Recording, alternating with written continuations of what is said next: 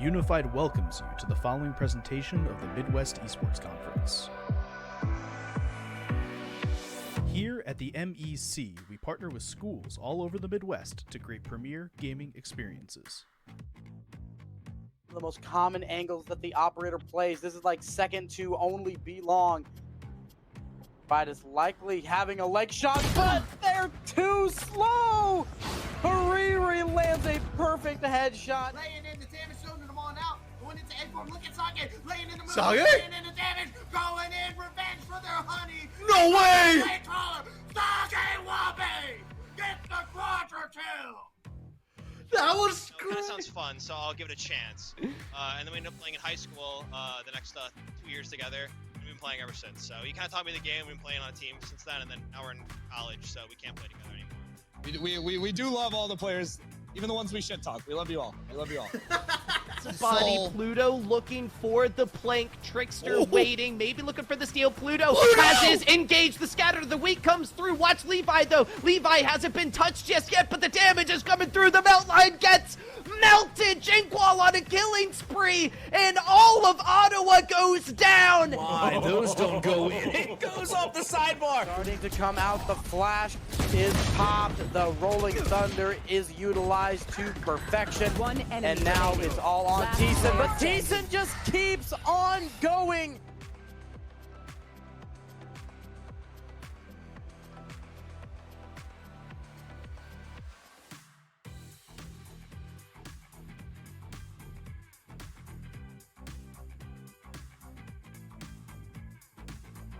Welcome to the MEC. Enjoy the show. And welcome in, folks, for the MEC, the Midwest Esports Conference Rocket League regular season JT displays alongside, by the way, Tucker the caster there. Tucker, how are you doing today? I'm doing fantastic. We are here on a beautiful Wednesday afternoon, and we got more Rocket League coming at you online this time. And JT, we got three, I believe, great matches ahead of us today. We got some spicy ones for sure. You know, we've got coming up obviously after the LAN this past weekend here. That was a phenomenal series there. A lot of action that we got to cover each other together. That was fun. I'm excited for that. And now we get a little bit of rehash on that. The first one up is starting off with the tournament winners this past weekend in Deerfield, Illinois, excuse me. It is Cleveland State University, and they're going to be taking on a team that had a lot of challenges at the LAN. That is Simpson College. Yeah, it's unfortunate for Simpson College, both their record at the LAN as well as their record throughout the season. So far, they're coming off of that LAN. It was a disappointing showing. They're going up against the reigning champions of that LAN. So when it comes to momentum, you're not going to get a team that's hotter than Cleveland State University.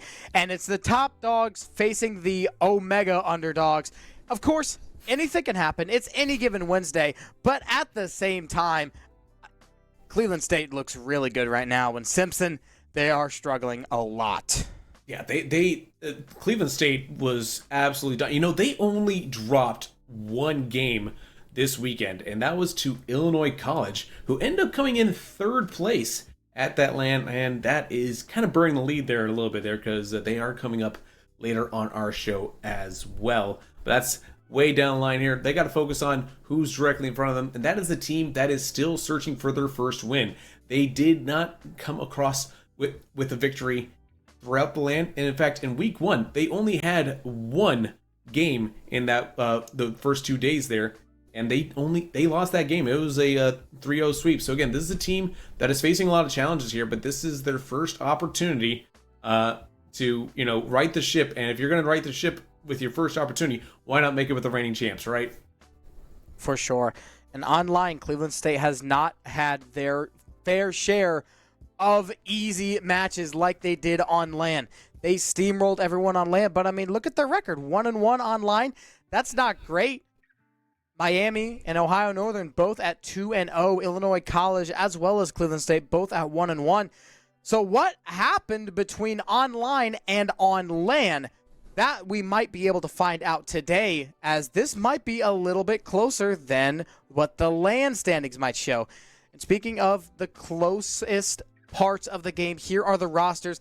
And looking at the rosters, it does not seem like this should be a blowout, but if we played this on LAN, it was every single time. Yeah, and again, Cleveland State, you're right, that 1-1 record there, they ran into Miami online, though they did take care of business against Miami on land, but again, they did drop a few games there, so this isn't a team that isn't infallible. They do have cracks underneath the surface there. You just have to dig sometimes to try to find them there, and that is going to be the case. That is going to be the job assigned to JK, Rusher King, SC Barkey, and Hawkeye for that SC team there. So Simpson College, they are up against a tall task with Super Katie, Carson, and Goose being loose. Although Goose wasn't loose this weekend, so maybe Goose is back in the lineup today. I was about to point that out. Cipricate and Carson, we know they are like the 1-2 buckle my shoe punch of Cleveland State. You're not going to get a much better duo than Cipricate and Carson. Goose would be really fun to see, as we have not seen them since the LAN, and I just got word we are not seeing them tonight either. We have Sways yet again. So the dream team of the LAN is coming back, and JT, I know that Sways has been an incredible third man, but today the Goose has to get back in the cage. We don't get to see them once again. Yeah, and you can have a golden Goose there, and it may just be a simple thing of the synergy with Cipricate and Carson seem to work well enough with Sways that maybe the Goose gets relegated to that bench position there. And that does happen with teams from time to time. You know, we've seen it in the RLCS even. So this isn't like it's an unprecedented event there. But certainly, you know, we wish, you know, we're always rooting for all these players as, you know, the rising tide lifts all boats. As we are now underway, game number 1 with Carson doing an air dribble and finally breaking down. It's Barkey trying to get that save, but Cipricate comes in there and smashes it home for the first goal of the game. Wasting absolutely no time is Cipricate. Beautiful shot, catches the Simpson defense off guard. You are not getting that one out. CSU already up 1, only 9 seconds in, JT. That's crazy. And that is a team that we know that Cleveland State can be. CSU has this thing where they do like to score early and often, and that they try to set the tone early. And it's an aspect that I admire in a team that's willing to set the tone early. Driving down is Cipricate, gets it over everyone. Oh, a huge backboard shot. Nobody on Simpson is able to clear it out, but CSU not able to make advantage come from it. One more time, Carson drives it down, but there's simply no boost for CSU to make anything out of that play. Now Cleveland State have to fall back. They got a little bit of fumbling going on in their back line. It gives Simpson College a chance to regain their bearings. But yet again, this has been a game of uncaptured errors from these teams. Yeah, and now we see a cross coming in here from JK Rusher King. No end product on it, though. That does tend to be an issue here for Simpson College, where they have good ideas, but the finishing product is lacking here. So hopefully that is something that they are able to communicate with each other and figure out here in this series. Because, again, still losing by a goal, though it's only a 1-goal lead here for CSU, and that's something that we've not seen from them very often. As a shot comes in, that goal lead is erased. Erased immediately. Sways, jumps up, does not make connection with the ball, and all even Stevens yet again. And JT, this is what I was talking about, how when you look at these rosters on paper, this is not a one-sided affair. Cipricate, Sways, and Carson are 3 fantastic players, but Barkey, Hawkeye, and JK Rusher King are not very far behind them. No, they're not, and that is, again, it's about the parity of online play there. You said it yourself. And I think, you know, you got to look at that tape, look at the film, as they say, get in the film room as a team and realize what mistakes you're making on LAN. I think they've had an opportunity to review themselves here between the LAN and this online matchup here. And I think they've seen ways that they can improve, because clearly they're showing that improvement right now. They are. Up comes Sways, has a 50 onto Hawkeye, but I think Hawkeye gets the better of it. Cipricate needs to get there really quick, and barely they get demoed. Cleveland State will yet again have an opportunity. JK has to kick it out. Yeah, that they do. Cleared away down to the CSU side yet again, and the Vikings have to start all over. Simpson College now on the hunt. Yeah, and I love that attacking play there. Finally cleared out. Now Sippergate's got an opportunity here with the pass in. Drop down there. Nobody home as Carson has to get it back out to midfield. Now it's popped up here. Looks like it might be Hawkeye that sent it up there, but finally Sways able to hold on to it here. 2 minutes and 12 seconds left to play here. And Tucker, there's still no telling who gets that next goal. I'll be honest with you. Over these past minute or two, Simpson College has been the better team. They've been applying pressure a lot better. They've been taking the opportunities given to them a lot more than Cleveland State. Because, I mean, Cleveland State, they've had several shots at goal where it's off the backboard. All it takes is a double touch, and it is a complete whiff on the ball. So I really like what I'm seeing from Simpson College. Cleveland State is really awkward at the moment. Yeah, but Cleveland State also has a lot of speed there. You see them getting to these balls a little bit faster than Simpson College right now. But Simpson's got some really good ideas offensively. Like I saw a few minutes back there, well, you were speaking, that they had a nice pass in there and then nobody was there at the finish. So again, that's something that they need to work on, is that final 30, as they say in soccer, being able to finish. And JK Rusher King says, here's your finish right here. Long rally, and Cleveland State now are on the downfall. It's 2 in a row for Simpson College, and that goal right there ends up in a lead for SC, which I personally did not have on my bingo card. Man, that was some epic caster cursing right there, right? Like, I'm just like saying, they can't finish! And JK Rusher King's like, I got your finish right here, pal. It's right on a plate. On a plate and served up, ready to go. 1 minute down. 1 minute to go, rather. 4 minutes down. Cleveland State are still trailing. They've had their opportunities. We've been pointing this out time and time again. It has been a double tap away from a goal more times than you can count on one hand for Cleveland State in this game one. But the double touches have been really hard to get for this team. They have been, but that's okay because, you know, those are things that you know are pretty low difficulty at this level plays there. I mean, double tap isn't low difficulty. It's, I'd say at this point in Rocket League's history, it's what, medium difficulty overall? Around there. Yeah, medium difficulty there. So it is something that, you know, I think I like that attempt. Keep using those there. But CSU, they've got 15 seconds. Can they find an equalizing goal? Is they're going to give up one? No, Reciprocate gets it there in time. But is there enough time for them to score one to bring it to overtime?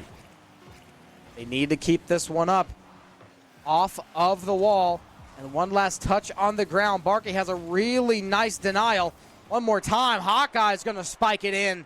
And Simpson College, scoring 2 unanswered, is going to secure game 1. Cleveland State starts off week 2 with a big L. Still over the half the series to go, though, so they're not out of it just yet. But something has to change now.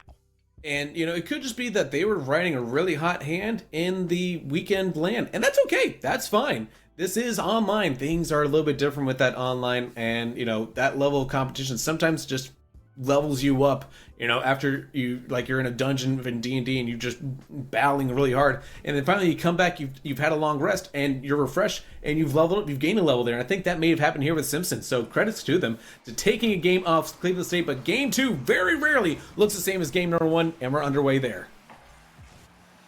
True, and like you were saying, Simpson College seems to be hardened by that land. Deerfield did them wonders, it seemed.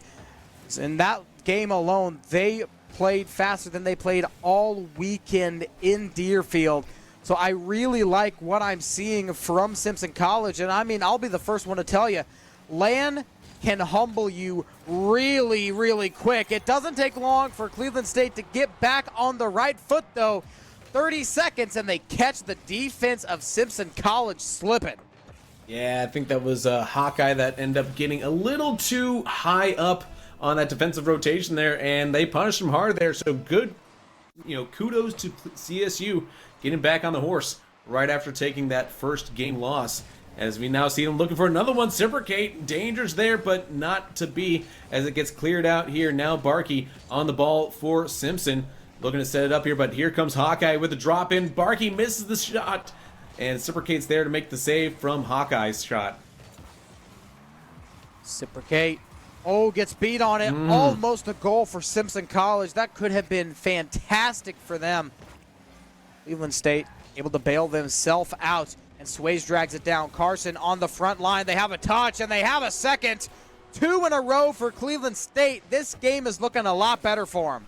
Yeah, and look at this good car control here from Carson, just able to tuck that in like that. We saw that a lot over the weekend, and I'm glad to see his touch has not left him. Not at all. The mechanics are good. The game sense starts to be flowing into them. As I say that, J.K. Rusher King gets the go-ahead goal off of a missed touch from a Cleveland State defender. So, JT, we are both 1 for 1 on the caster's curse, and we are not even halfway through game 2. We should retire. And that's the thing I love about J.K. Rusher King, right? As soon as we start doubting Simpson College, he is the one that comes in and says, excuse me, did you forget I'm on the field? And sometimes I guess maybe we were not familiar with your games, sir, but now we are. I owe J.K. Rusher King and, frankly, the entire Simpson College team an apology, as this is not the same team that played in Deerfield. This is a much stronger squadron, as I mean, they did not attempt any plays like that at LAN, and they are coming out the gate swinging with a pass and play shot. The pass did not connect with the shot, but it was still good enough for the kudos. And speaking of, it Sways. Kudos on this shot. This one's not easy to make. Yeah, and I thought that when the defender maybe got there, but no, he's able to beat the defender there. So able to put it in the back of the net. 3-1 Cleveland State. They are roaring back into this matchup here. And like I said, game 2 very rarely looks the same as game number 1 here. So it's up to Simpson College now. The pressure's on them to try to replicate and duplicate the success they had in game number 1.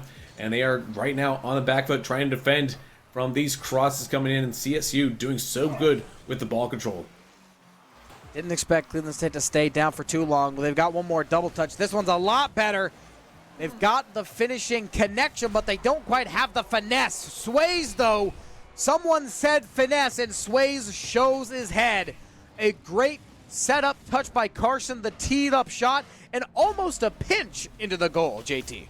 Yeah, that one definitely felt like a Topgolf type shot where, you know, Carson did all the hard work and Sways just had to smack the ball. Yeah, it really did. That is, I would say, the best way to put it. A lot of work done from Carson. Of course, Sways is going to get the credit for the goal, but we saw what you did, Carson. Don't think we did. And then Sways getting a little bully on the back end there. I love to see that.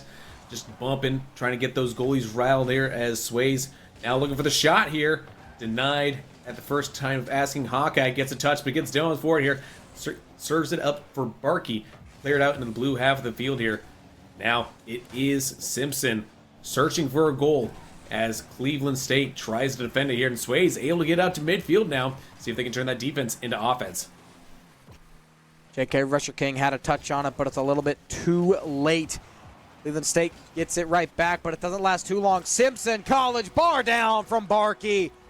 With 2 minutes left, Simpson College cuts that lead down to just 2. And JT, we still have a game on our hands. Cleveland State cannot get too comfortable. Yeah, that was a nice goal there. Just able to find that breakaway. Barkey taps it off the wall back to themselves there. And clean as you like it. That bar down in Insky, I love to see it. It shows that you're able to have good control with the ball and shows that you can make those tough shots even when they're an empty net. Meanwhile, an empty net on the other end there Sways, and they put the lead back at 3. Back at 3, and that must be the magic number, as that is Sway's 3rd goal. Count it a hat trick. And Simpson College, they claw their way back into this game time and time again. And Cleveland State, yet again, puts them in the ground, back at a 3-goal deficit.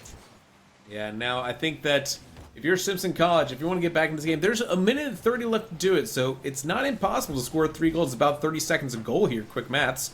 As the shot comes in, the quick maths get a little bit harder. Reciprocate adds to the lead. The caster's curse has not been kind today. 4-goal lead for Cleveland State. They're starting to look back to their LAN form in Deerfield. And for their sake, let's hope that they can keep it up. And for Simpson College's sake, let's hope that they can either A, figure out a way to stop it, or Cleveland State has a big fall off. Yeah, and unfortunately, since this isn't Mario Kart, you can't just, expect your opponents to slip on a banana peel, metaphorically. So you kind of have to make your own luck at times with Rocket League, as Cleveland State now making their luck known with a 6-2 lead here. The shot from Carson makes it 7-2. We're on our way to a Barca. Very nice. Really nice shot from Carson. The timing was perfect. The accuracy was really clean. Cleveland State has this game in the bag. They should probably start putting their focus towards Game 3 as well. Same goes for Simpson College. As we say this quite a bit, Game 1 rarely looks the same as Game 2. But Game 3 is usually where all the pieces start falling into place. After Game 3, you don't see many big changes. No, you don't, as we do have that Barca scoreline there. Scored by Bayern Munich over Barcelona originally. But CSU playing the role of Bayern Munich in this thought exercise. But yeah, I think that there is some truth, I think, in not scoring all your goals in one match there, because I think that has happened to teams there where it feels like they just scored so much in one game and then they ended up losing the series because they just kind of weren't able to find the back of the net there enough the rest of the series. 30 ticks left on this clock, and I think Carson's going to try to go for a double digit here. Reciprocate has one more shot in it, but now the time is running out. Barkey going to grab one to go. And this is a very high-scoring game, JT. Simpson College, of course, pretty one-sided for their opposition, but Simpson College has not been afraid to find the net. 3 goals is nothing to shab at. Yeah, it's not very often that we get to see 11 goals in a game of Rocket League, but here we are. And so Hawkeye now trying to kill the time as it's down to under 10 seconds left to go in game number 2. The outcome written well before the final whistle, but game 2 nevertheless ties up this scoreline as soon as they decide they are done having fun. Almost a team rule 1 to end us off for Simpson College. And JT, I gotta admit, Cleveland State looked a lot better in that game compared to game 1. Game 3, just around the corner. This is where Simpson College needs to get themselves back together. Game 1 looked fantastic, but Game 2 looked reminiscent of Deerfield. So Simpson College has a huge hurdle that they have to somehow jump over. And it might look like a mountain that they have to jump over, but I mean, you got those legs for a reason. You got that 100 boost in the tank for a reason. You got to find a way to get over. Yeah, now I'm just imagining a rocket car with legs instead of wheels, and that's a little bit horrific for me. So we're going to move on, though, and hope that Simpson College, again, game number 3, it's the crux of the match. If you win this match, you are more likely to win the best of 5 here. I think that, Cleveland State, they found their mojo back. They just need to get punched in the face. And that seems to be a theme with this team as well. It's like they get punched in the face once, and then they wake up and they just start steamrolling. Yeah, it's hard to fight against a team like that. If it's a team that is just go, go, go all the time, eventually you can figure that out. But Cleveland State's really staggered with it. If they don't need to use their all to win a match, they won't. But if they do, if they get punched in the face like Simpson College did in Game 1, they will absolutely kick on the afterburners and make you regret stepping into the lobby. Yeah, and they almost get an opening goal there from the kickoff. Both teams went the fake kickoff there, surprisingly enough. So something to kind of watch there is those restarts do have some fun things that can happen with them.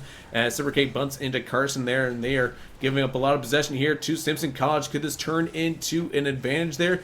It is not, as Carson is able to clear it out for Reciprocate to try to turn defense into offense. The shot coming in from Sways and finally defended by Simpson College. Great defense, one more shot as well. Simpson starts the scoring off. A bouncer and a floater just rolls on in. Metaphorically, of course, didn't spend much time on the ground. And Simpson starts things off first. That is a difference to the trend. First two games, it was Cleveland scoring first. This time, the other way around. Yeah, I personally thought that goal, that was just going to be a clear. I thought that they were just going to clear that ball. I had no idea that that was actually going to be on frame from downtown like that. From downtown, indeed. Now, it is going to be Hawkeye trying to clear this out for Simpson College as Carson comes back with it. CSU, the shot coming in, and Cipricate ties up the game. Really nice. 1-1, only a minute in, and you can't get much better of an angle than that. Slam dunks it in. Dead center, JT. You can't get it more accurate than that. Yeah, clean with it, not gonna lie. As they are back underway. 4 minutes to go, folks. So only a minute has elapsed here in game number 3 as Sways gets a demo onto J.K. Rusher King, who had a quiet game 2 and is currently having a quiet game 3. So let's see if they decide to try to feed J.K. Rusher King, or if maybe it's Barky or Hawkeye that gets the call here for Simpson College to try to spark things up in game number 3. Surprise me at all if one of these players gets fired up within the next 30 seconds to a minute. Like you said, J.K. Rusher King has been the guy for Simpson College. I cannot imagine it takes too long for them to get set up. Ooh. But talking back to the other side of things, Cleveland State still in it, still at the helm, and Cipricate drawing this through. Big bump from Hawkeye. Unfortunately, it was into the ball, which went into the net. No, that to me, I'm going to call that. I think that that they got the last touch on that. So I think that was actually a doomsy dish there. I think so. Yeah, I think that was a doomsy dish. For sure. Way doomsy and the dishes beside. Carson looks to recreate. Everyone bouncing around the ball, but not into it. I'm surprised that Cipricate did not rush in at the speed of sound and get that ball right back into the net. But Simpson College is going to get away with one and almost steal a goal away from Cleveland State, but not quite. And a huge demo is going to secure it the other way. Carson has his first. Yeah, and like you said, that demo, like the fullback in front of the running back there, smashing home that last defender so they can punch it into the end zone. And I love those kind of goals there where you just have somebody running interference for you there. Those ones always feel so satisfying to score. And a pinch off kickoff. Sways scores there first as well. And Cleveland State have dropped 4 unanswered. Cipricate and Sways teaming up to get that goal and put themselves up by a long, long shot. Yeah, this is starting to look a lot more like game number 2 here, with Cleveland State really starting to set this edge and forcing a very tough hill to climb. And it keeps getting tougher. It's 5-1 now, courtesy of Carson. And their second goal, a brace. Another kickoff goal as well. A big whiff from Barkey does not help them out in the slightest. And get that goal on that scoreboard and put that deficit at a big old 4. 5-1 is the score. Yeah, and with 2 minutes and 40 seconds still to play here, I've got a lot of time on the clock to either A, add more points, or B, concede a few more goals. And I'm more in favor of option 2, but that's just because I like the idea of potential overtime. But Carson, they like the idea of just scoring more goals themselves, and that's a hat trick for them. Hat trick for Carson, and I believe they're in the talks of giving out rewards for hat trick. This time, I think it might be a plane ticket to a specific South American country, JT. Oh, yeah, Brazil. Sorry. One of them.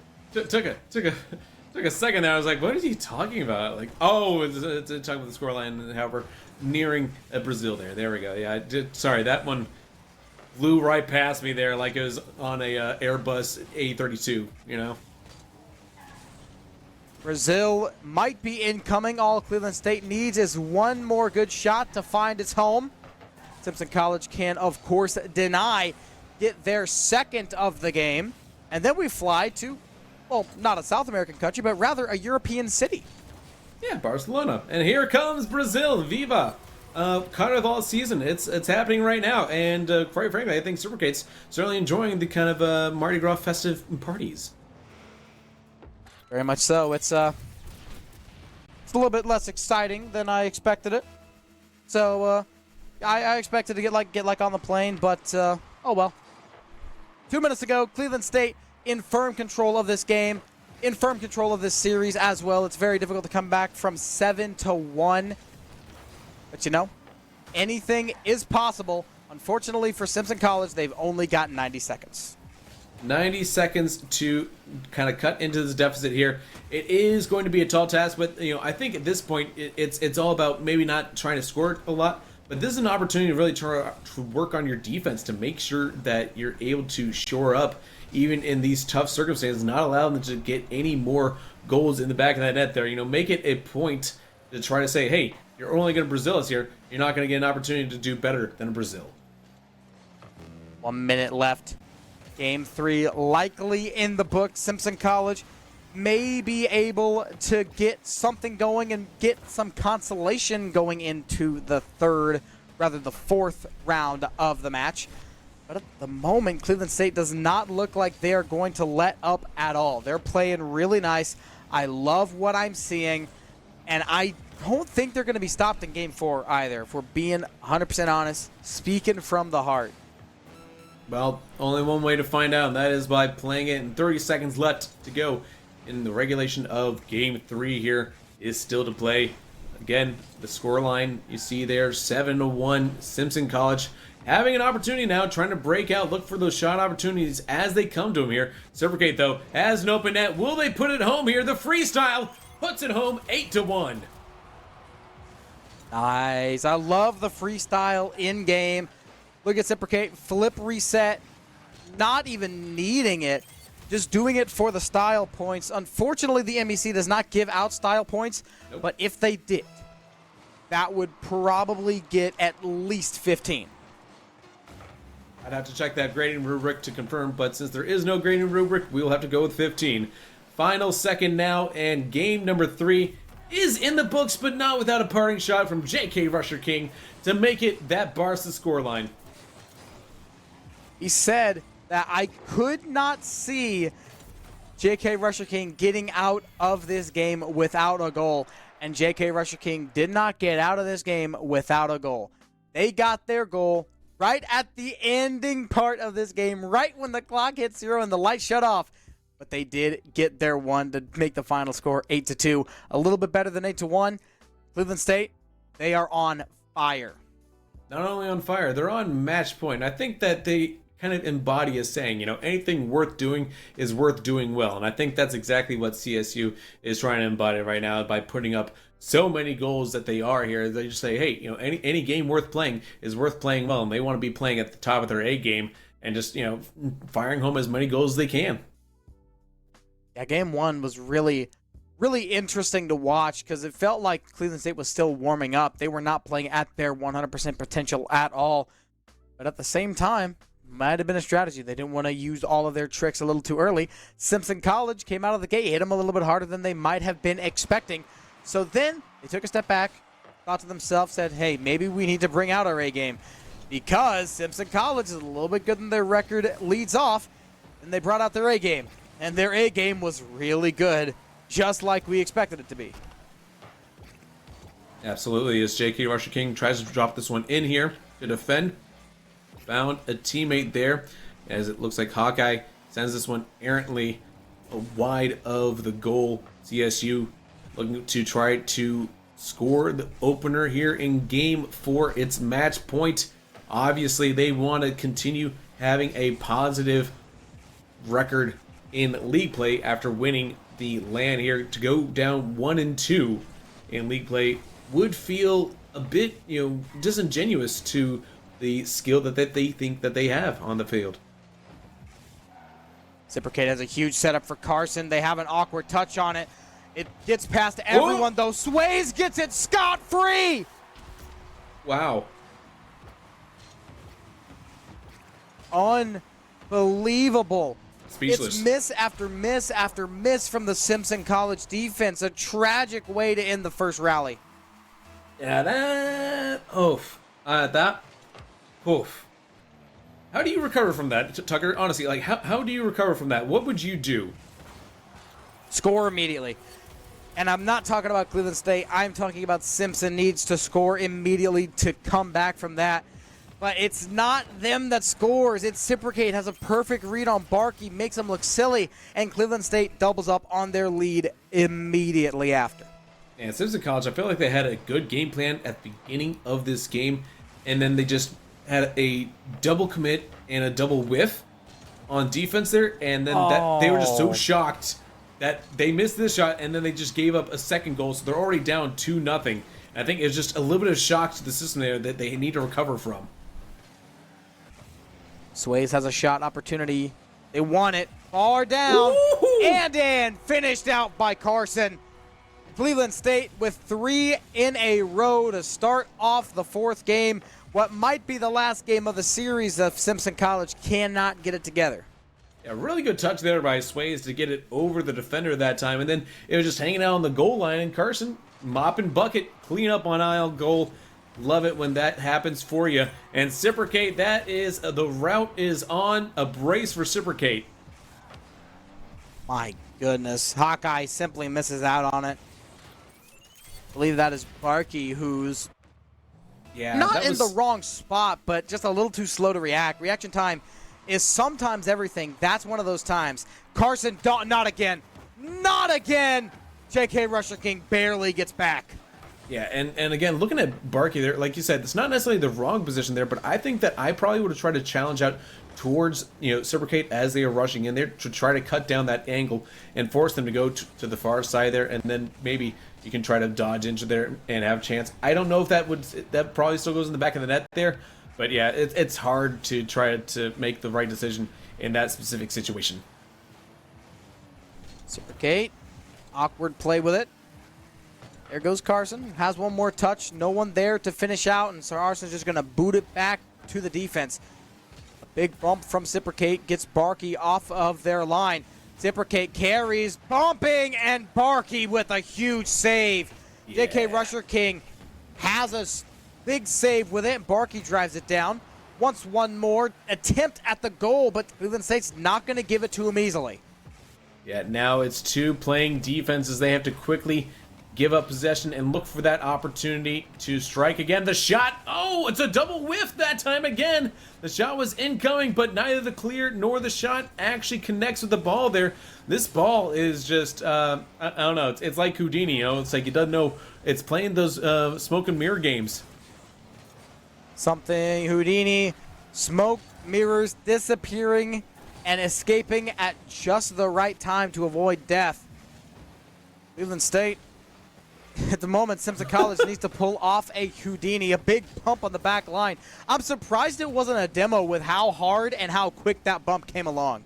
Yeah, and it looked like they were just like 2 different bumps right after each other. It really felt like they were trying to boil them in here. And here comes the shot from Cipricate, and now it is a 5-0 lead. Cleveland State looks really good. I cannot believe that they were 1-1 coming into this week.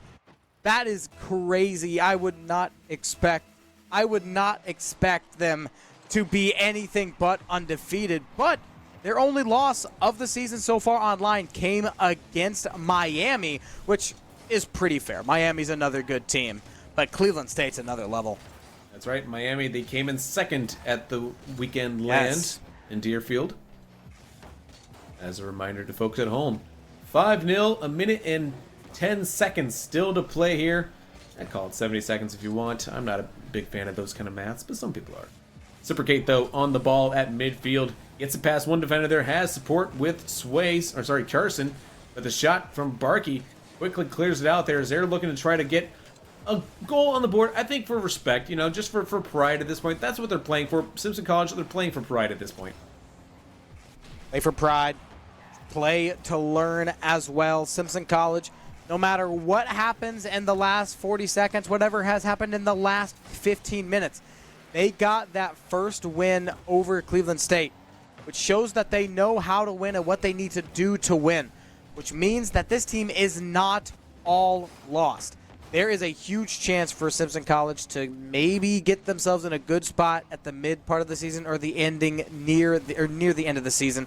At the moment, it needs work, but Simpson College has a lot of talent, and I think there is a huge untapped potential market. Absolutely, and yeah, that's something that I love seeing is teams getting better as the season progresses, and you can already see this is a Simpson College team that looks better than they did even this past weekend. But Cleveland State, nevertheless, takes the 3-1 victory and improves their record to 2-1 in league play. Yeah, really, really good, efficient game coming out from Cleveland State. In those last 3 games, they outscored their opponents 21-5. Which is really, really effective considering they lost their first game in a really close match. It was 2-1. You would expect it to be 3 pretty close games, right? No. 8-3, 8-2, 5-0. Yeah, impressive stuff there. And, it just speaks to, the kind of people that are here to make this stuff that you're seeing here happen, because I truly think that's pretty impressive too. And if you've ever wondered what goes into running an esports event, between your team helping you run the event and the audience that are attending the event, the people are the first thing you have to consider when setting up an event.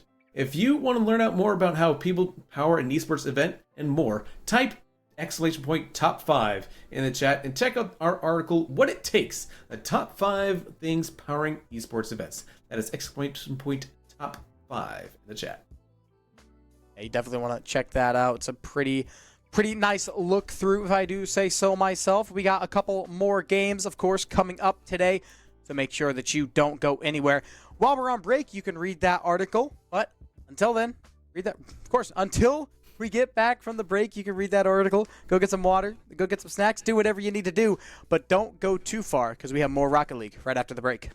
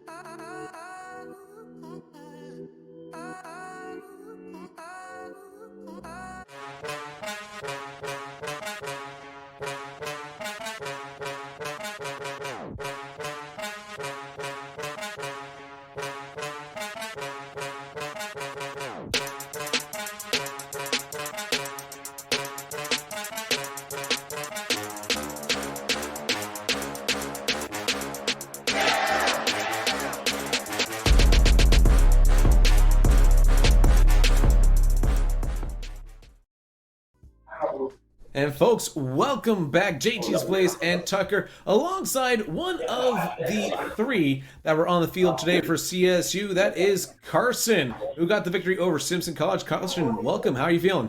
I'm feeling great. The team played really well. It was a lot of fun.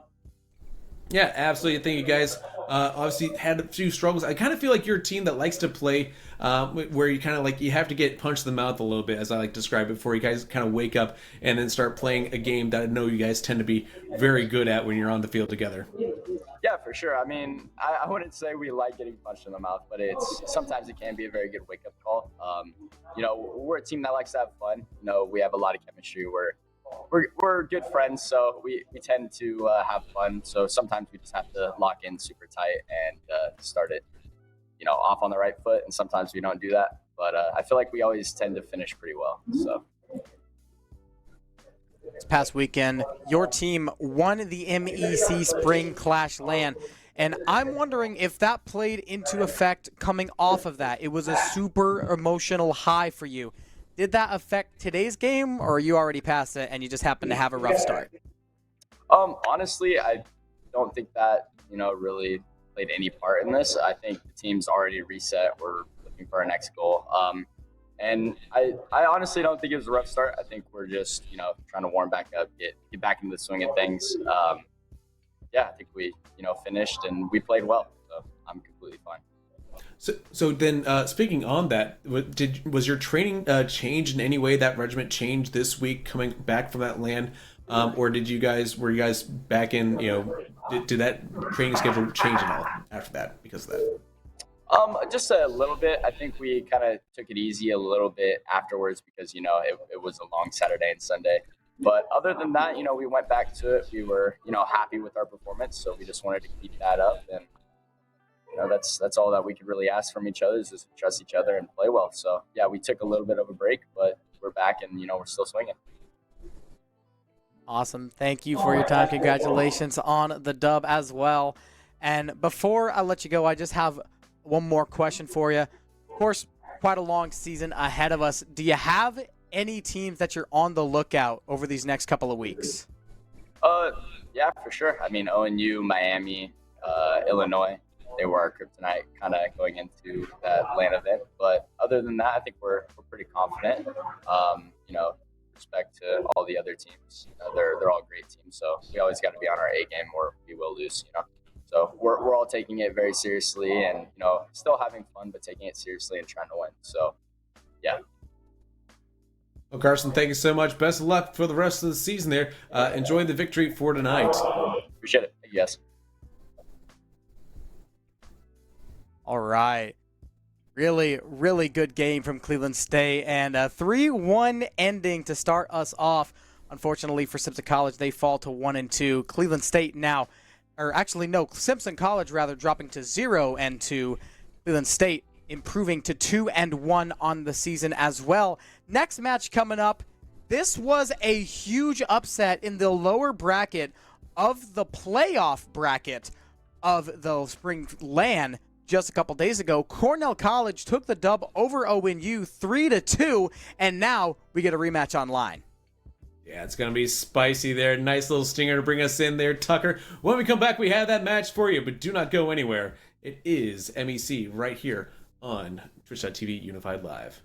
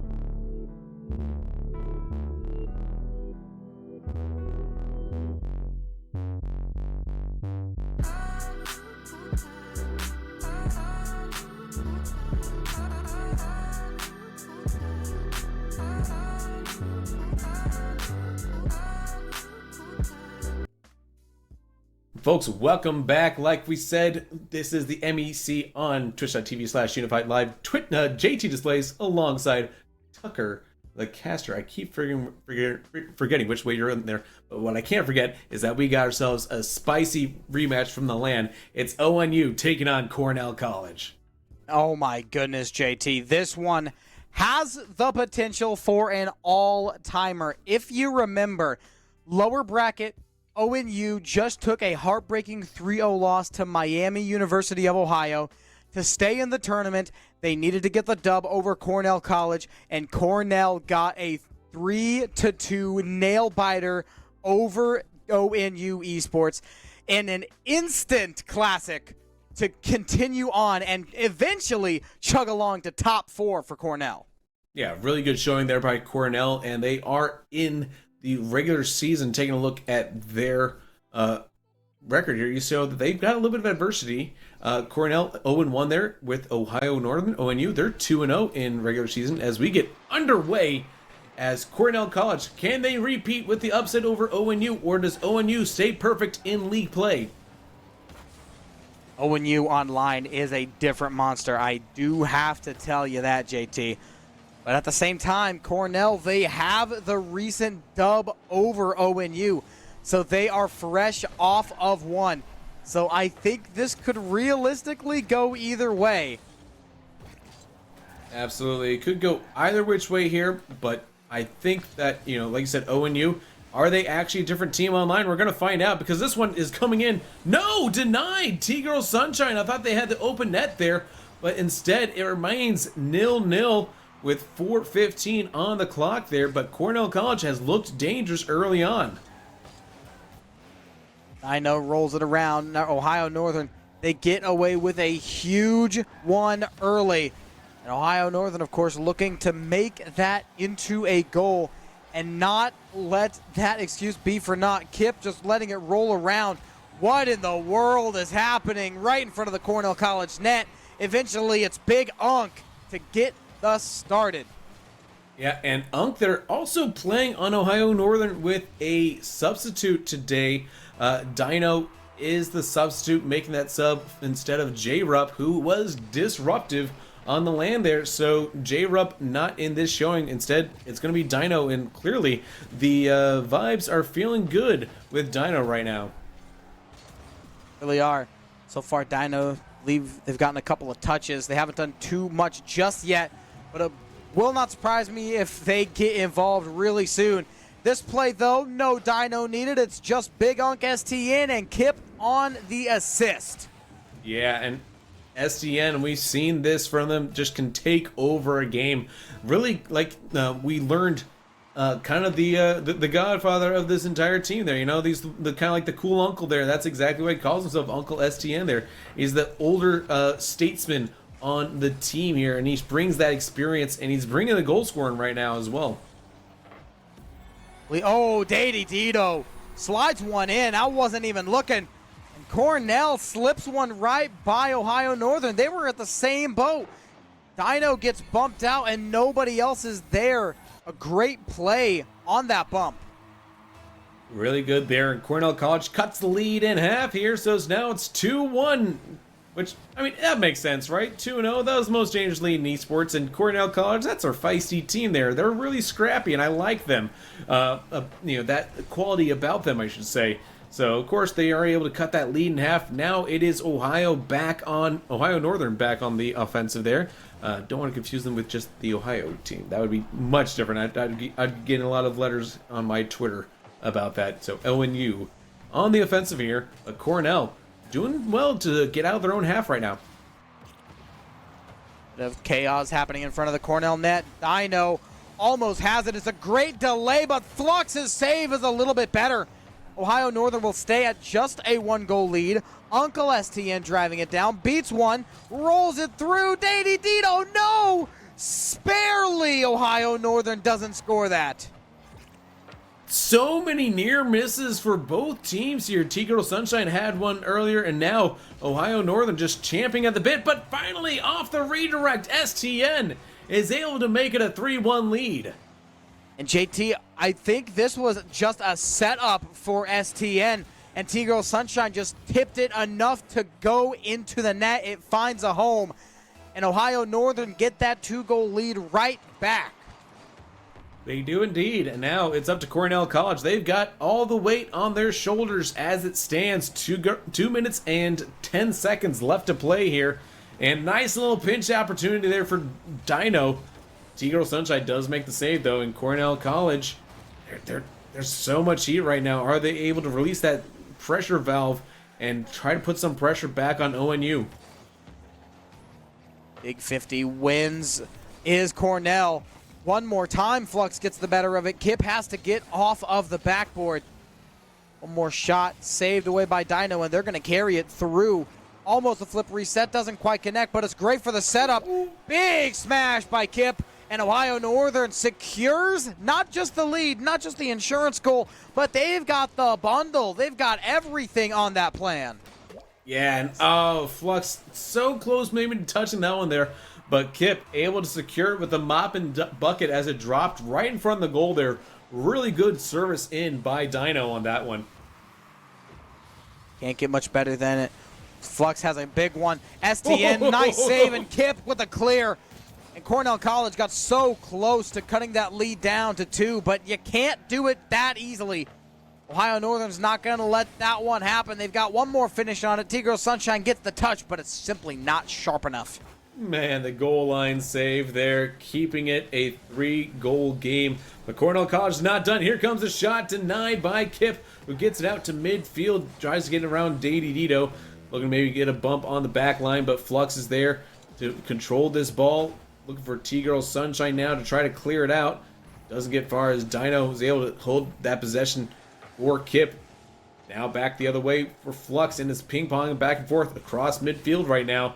45 seconds still to play. More demo. Flux has the one on Dino, and Flux goes up for it. Big double doink off of the backboard. No one there to finish yet again. A consistent problem for Cornell. Ohio Northern able to just waste a bunch of time off the clock. One more set up. No one finishes yet again, but at this point, JT, simply does not matter. All Ohio Northern has to do is waste a little bit more time, and they've already done it. Absolutely, they're really good at this game. That's why they're, on a Rocket League college team there. They're there because they're good about it. So final few seconds drops in, and ONU will take game number 1 against Cornell College. Would you call them possibly their nemesis now after that land loss? Oh, yeah, they gotta be. Miami, Ohio, of course, they had that 3-0 dub against Ohio Northern. But Cornell College, they got the elimination on them. It's not about the team that knocks you out of the upper bracket. It's not about the teams that beat you during seeding. Cornell College eliminated you in the upset of the season so far. That is your nemesis at the moment, whether you like it or not.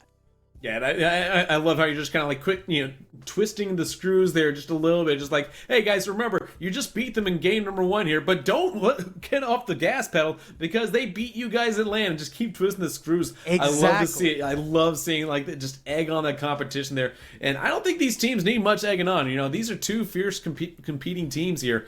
But I love it regardless, right? Exactly. It's all love. but you want to win. It's all in love, but at the same time, you want to beat them really, really bad. And at the moment, Ohio Northern is doing just that. Cornell College, we've seen them come back from deficits like this before. They can for sure do it again. But Ohio Northern Online is a really good team. In my opinion, they're better online than they are on land. Some teams, they get that boost, or that buff rather, from the vibes on land. I think Ohio Northern's true power comes out on the Wi-Fi. A spicy take there. I love it. But we'll see if that is actually the case, or if it is just a fluke that Cornell College was not able to secure the win in game number 1. I don't think it's a fluke, but it could be. Cornell College, though, back at carte blanche here in game number 2. You see them defending that double commit right there. A little dangerous there, but Flux able to clear it out to midfield. Now it is going back the other way as ONU tries to wrestle back control in the orange half of the field. Cornell College, I mean, they have a few tricks up their sleeves. I'm curious which part of that bag of tricks they're going to come to try to get a little bit of an edge against ONU right now. Moment, it's Ohio Northern's offense that's really taking up a lot of space, causing some general problems for Cornell College all around. Kip has a nice one. Big shot from Uncle STN. And the read is good. Big setup from Kip. STN has a touch with it. It's not good as Flux is there for the save, but Uncle STN, you can't save them both. No, you can't. And unfortunately for Cornell, that one just having to get the nice double touch in off that save. It was a good initial save there, but, if wishes were horses, I would... Ooh, good shot there from STN, and now it is a doubled up lead courtesy of that open net there. A little surprising. Ouch. That's all I can say about that one. Cornell all out of whack, whether it was a rotation error, whether it was just a complete miscommunication, was not the prettiest one that we have seen. Can't allow too many of those. Ohio Northern's going to take those every time. They are not a team that lets you get away with many mistakes. Maybe once a game if you're lucky. Yeah, now this one gets a good clear off the goal line that time, but Dino comes right back at it looking for an assist here in game number 2, but nobody is home with that great little service there. Now T-Girl Sunshine gets the ball taken off the top of her car there, looking for Dady Dino to try to clear it out, but Kip keeping that pressure up high for Ohio Northern. Dino looking for the touch midair against Flux, but STN gets beat to the ball, and now a shot opportunity denied by Kip. Dino has a 50 in it. Flux wins it. One more time. Flux has a line right to the goal. Ohio Northern gets there close, but no cigar for Cornell with a long range one. Huge play from Kip, and it's in. Bottom right corner. Kip's own setup, own goal. Not in the literal sense, but rather Kip just did everything. T-Girl got close, but yet again, Cornell does not have the save. And we've been saying Kip's name a lot here in this series, and that's the first goal they've gotten in game 2. But they had 2 assists already, and they've had 2 shots, so they've been productive for the offense of ONU. It's just that this is the first time that they get their own flowers as STN gets a hat trick now. 3 goals on 4 shots there. That's 750 batting average. That's pretty good here for STN. And a hat trick as well for Big Unk, as that is their 3rd in the game. Cornell College is still scoreless through 2 minutes and a half. Yep, here, creating more pressure, and Dino just jumping in, trying to play that disruption role that J-Rup usually provides for this team here, but Dino still making their own impact in their own way. Their play styles are unique and different from J-Rup in that regard there. I think Dino looks like they are much more willing to jump up in the air, whereas J-Rup very much all about trying to disrupt the back line of their opponents, I think, at times. But that's just a quick observation there. I don't know if that, it would take a lot deeper analysis to truly understand all the different nuances to their different games. But certainly holding up well here for ONU as they are currently up 4-0. Shot and save. Cornell College can't get this one in either. And Uncle STN driving it down off to the left. But a setup is there. One more time from Dino. The angle's way too thin. There's no way they can slide it in. Cornell College has control for a second. Dady Dito misses. Kip driving it down. They get it past T-Girl Sunshine. Almost. Somehow T-Girl keeps up. Yeah, and this is really close right now. Like, these two teams are battling really well, but I think that ONU, they're just being a little bit faster to the ball right now. You know, they're able to win those second balls. The third ball is in if they don't win the first ball. And Cornell, I think they just need to adapt to that and find ways to try to get, maybe tighten up the passing lanes and try to break down this ONU defense.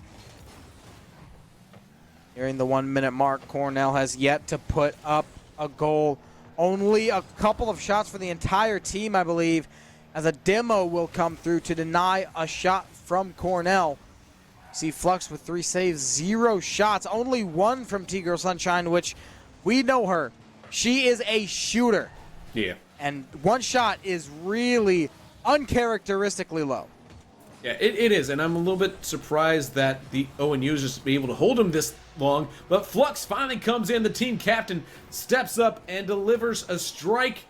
Is it too little too late for Cornell College? I don't know, but 37 seconds, it's not a lot of time to cut the lead. With a kickoff goal, maybe there's a chance, but you got to get this one off the kickoff. You don't have much time to mess around. As I say that, there goes Ohio Northern. Kip winning the kickoff, being the stud of Ohio Northern that they have been the entire series so far. So when you going to take this game as well, put themselves onto match point. JT, I really like what I'm looking. I think we might have a sweep.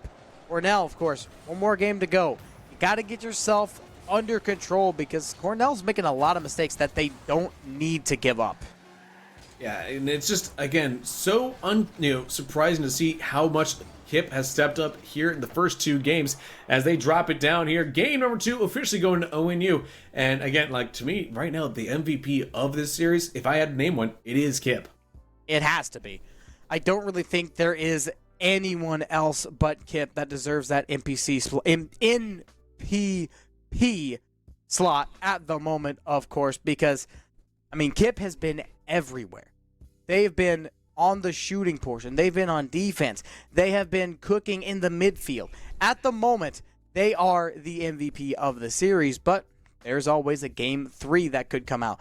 Maybe Cornell College can bring out the Morb and maybe get this reverse sweep going, and who knows, maybe T-Girl Sunshine is going to seal that spot, or maybe it's Flux. There's still quite a bit of Rocket League left to play, so we can't jump the gun just yet, but Kip is in a really solid spot for that MVP spot. Yeah, and I feel like... Excuse me.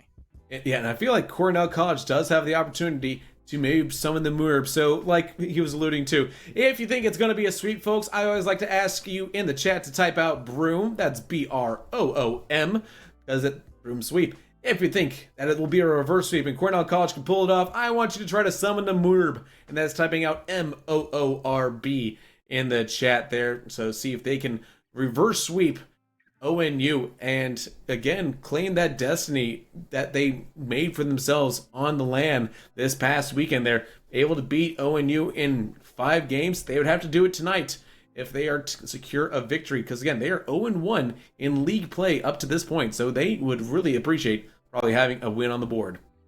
Oh, for sure. You don't want to go too deep into the season without a single win. If you have 1 or 2 wins, then you're in a bit of a better place, but you need to get at least 1 win as soon as possible. As, of course, Simpson College knows exactly about that. At the moment, they are 0-2. It's been a rough start, and they don't want to stay in that winless column for long. Same thing with Cornell College, and they show it right off the bat with a huge shot. Yeah, Cornell just right off the restart there, trying to do their best, like, to put pressure on Ohio Northern's back line. Didn't pull off that time, and the shot goes the other way. Uncle STN. We've been talking about Kip a lot there, but Uncle STN's been the prolific goal scorer in every single game. But also, look who's on that assist line, JT. Kip is right there getting these assists. And Uncle STN, high flyer, great shooter.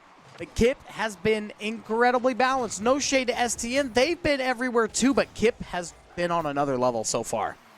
Yeah, it's been honestly, this is a dynamic duo for ONU there, where they are really working well and off each other there, and just being able to play well and having that cohesion and that chemistry. It's so important for a team like ONU, or just any team in general, to have that sort of cohesion and collective thought amongst yourselves. There's another shot from Kip, goes wide of the mark, and now here's a counterattack opportunity from Cornell. Puts it in the back of the net. It's T-Girl Sunshine. Had to be T-Girl Sunshine. If you're going to start a comeback for Cornell College, it's got to be the Shining Sun. Yeah, words are hard, but we're working with it. Cornell College ties us up 1-1, and the reverse sweep got to happen now. There's no game 4 if you can't win game 3 for Cornell College, so that is a very solid start for them. Yeah, I think they will appreciate having that goal back, and they are now back at carte blanche. So no advantage for Cornell College. They've still been playing at a deficit this entire series, but certainly it's never too late to start having an advantage. So game 3 might as well start now, right? Oh, for sure. You got to get it on the board as soon as possible. And Ohio Northern, speaking of getting back on the board, they scored first. They got scored on. They got rid of that lead. They almost score it and get it right back. T-Girl Sunshine, though, gives the lead over to Cornell College. High five from Flux on the assist. Cornell College, I believe, has their first lead of the series. Yeah, this is a really good shot here. It drew out the defense so well. I mean, that one looked like it was intended originally for Dady Dito, but I think because Dady Dito misses on that one there, that set it up so perfectly for T-Girl Sunshine to get that nice little tap in against the run of play. Uncle has backboard. Kip a little too late to it. So Ohio Northern going to set back up. Dady Dito just walks it in. Cornell College leading by 2 at the moment.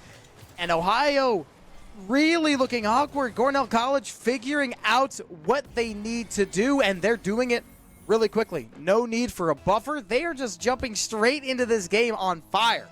Yeah, it really does feel like, the Emperor got their groove back, It felt like Cornell College feeling more confident, or just being able to play a little bit better right now in game 3. So they're certainly thriving, and maybe this is an opportunity for them to start turning their luck around here tonight. It's a great turning point. There's no better turning point than game 3 when you're losing by 2. I mean, reverse sweeps, they get the game going. They get the hearts of many going, especially. Sure, if you're a Cornell College fan or player, you are absolutely going for the reverse sweep, trying to summon the Morbs. At the moment, it's looking really good. Flux almost has a 4th goal, but Ohio Northern going to drive it back down one more time. Dino doesn't have the boost. Kip has a really thin shot, and Uncle STN just gets demoed to oblivion. Smart. That's a smart defensive move there to get rid of STN in that scoring position. And Cornell College holding on to the 2-goal lead, 3-1, 2 minutes still to play here. And Ohio Northern looking very dangerous. Here comes a shot for Dino. He gets a demo for T-Girl Sunshine, but no goal for his troubles. Not Ohio Northern just yet. One more setup. Dino has a shot too far to the left side, and the shots have been plenty for Dino and Kip. Problem is they simply can't not land them. Yeah, they're really knocking on the door quite a lot. Another shot coming in from SGN this time. Flux has to come up and make that save there.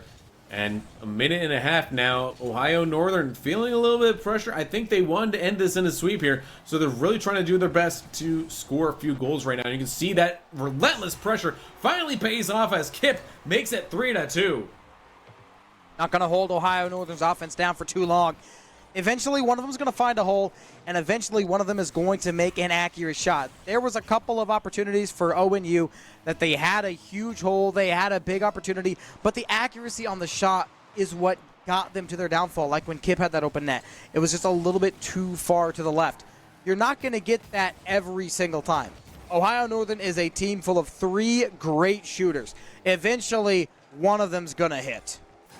Yeah, and that is so true for them, and honestly Cornell, they need to figure out how to hold the bridge and hold the defenses for as long as they can. They've got 50 seconds to do it, but only a goal separates them. They're looking to try to add to it, though. Dito trying to search that out, try to draw out, put Ohio Northern under some pressure as they now are hunting for that last goal, and Dino comes back with it, and it's a tie ball game. How in the world did Dino make that shot? No boost, and it's just top left corner. I mean, JT, this is what I was talking about. Ohio Northern has 3 great shooters, but that, really? That is impressive. Yeah, that's really crazy, but Flux can come back the other way with it, and crazy is as crazy does, and we got a 4-3 game, the lead again for Cornell. Ohio Northern, that's a simple case of getting undisciplined. They get pushed up a little too far, and Cornell College gets one lucky break. All of a sudden, they've got to do all that work yet again. Dino had a huge break on that no-boost shot. Ohio Northern trailing yet again. The sweep is in jeopardy, and if you are a Morb fan, you might just have your lucky day. Yeah, it's one of those things where you never see a reverse sweep happen until you do. And then there's always the possibility of it happening. It's stuck in the back of your mind. Final few seconds, Ohio Northern. They think that they can score this for an overtime. Can they get it? Or does Cornell deny them the sweeps and say, put your brooms away? We are going to Game 4. Game 4 guaranteed at least. Cornell College is not going silently into the night, just like they wouldn't at the spring clash. We keep going a little bit longer. Just because the series started off awkwardly does not mean it has to end awkwardly. And Cornell College lives and dies by that quote. Yeah, and that was a really solid performance for them in Game 3. Nice bounce back performance, if I have to say it. Just being able to lock in and fix up some of those holes that are still a little leaky on the defensive end there, so I would like to see them be a little more disciplined defensively like you were mentioning, and I think if they're able to maintain that, then Ohio Northern is going to have a difficult outing trying to secure that last game. Teams are ready to go in a jiff. No need to wait along. No need for a timeout. None of that. We are back into it immediately with a shot already recorded for Cornell College, and it got a lot closer than I think anyone on Ohio Northern was expecting it. Yeah, but nevertheless, they're able to escape that attempt. Another shot, though, and Flux does not miss this time. Wow. Uncle STN deciding to go forward, get a little bit more boost. Dino has no boost to work with, and it's Cornell with another one. They start it off yet again, 1-0. Yeah, and let's see if they can hold on to this one here, because again, I think Ohio Northern, they were not expecting as much resistance in Game 3. Now they are very familiar with that resistance and remember it well, so I expect them to try to come out and be absolutely furious with their launching of attacks. Flux defending this one here to get up to Teetal Sunshine. Back over to Flux, who has to step in front of that one, as looked like it was Dino streaking in, trying to get that shot off. Thing is, if Ohio Northern turns on the desperation mode immediately, then I don't know if Cornell College will be able to combat that. Of course, whenever Cornell College had that big lead later parts of Game 3, Ohio Northern was borderline unstoppable. Once they got to a tie ball game, then they slowed off on it. Cornell took the lead, and they ended up riding that off.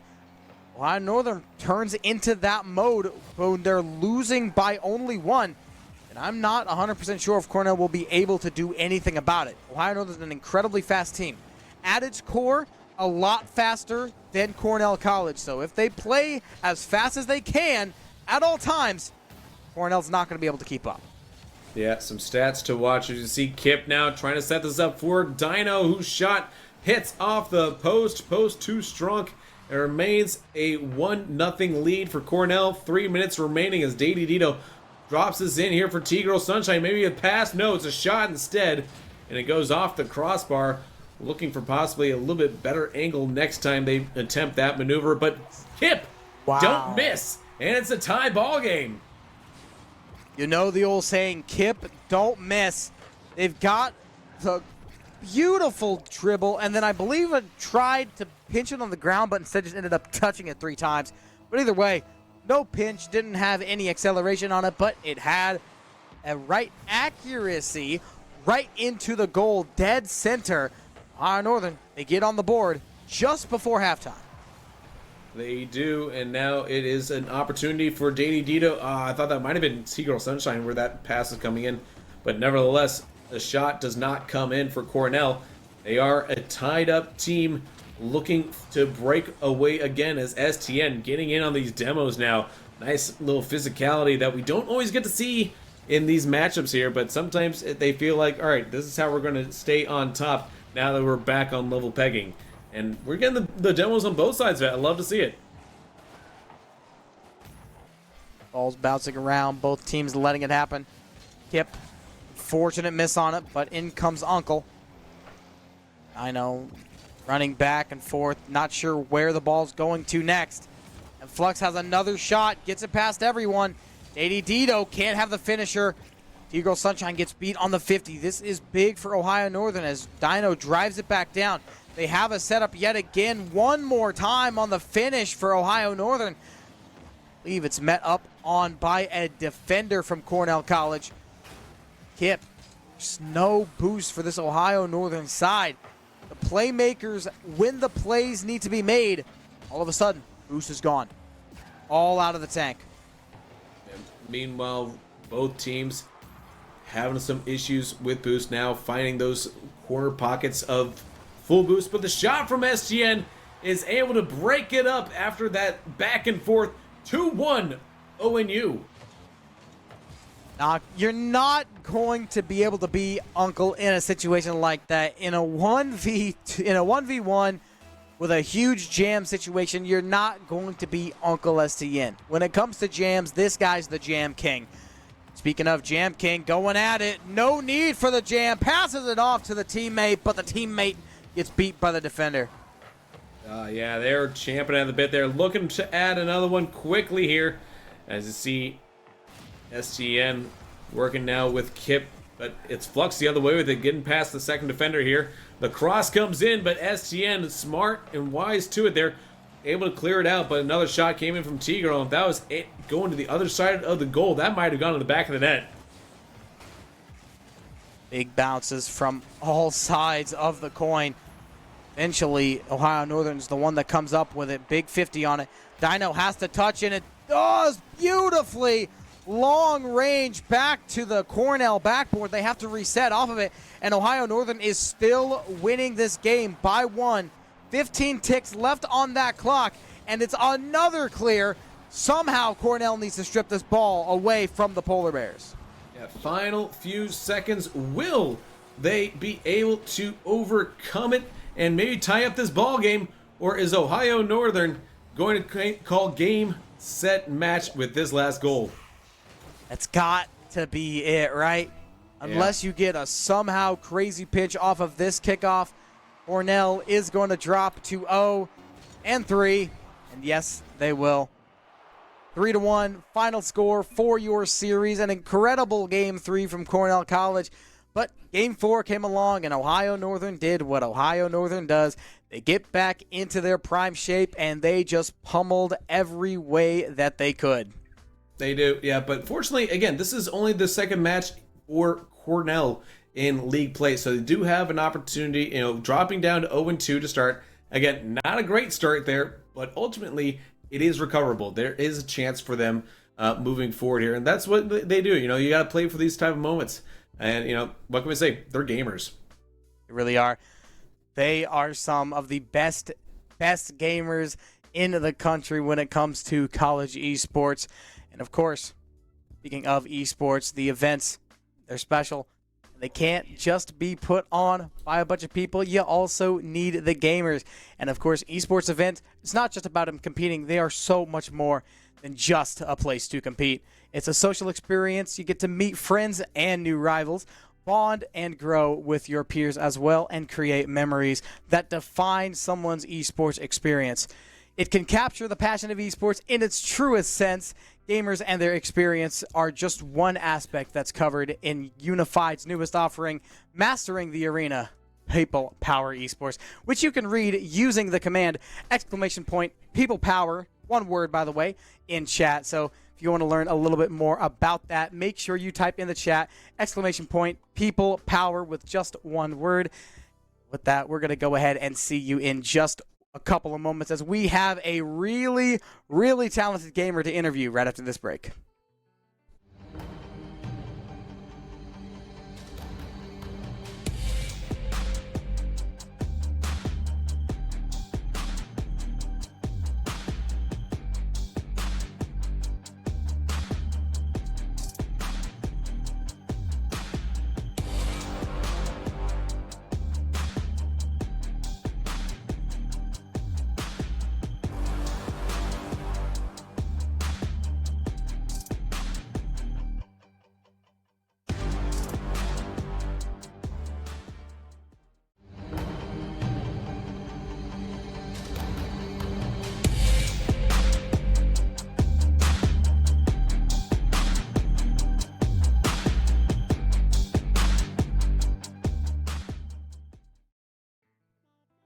Welcome back, folks. JT Displays and Tucker alongside one of the winning trio today from ONU. It is Uncle STN. STN, welcome to the program. How you feeling?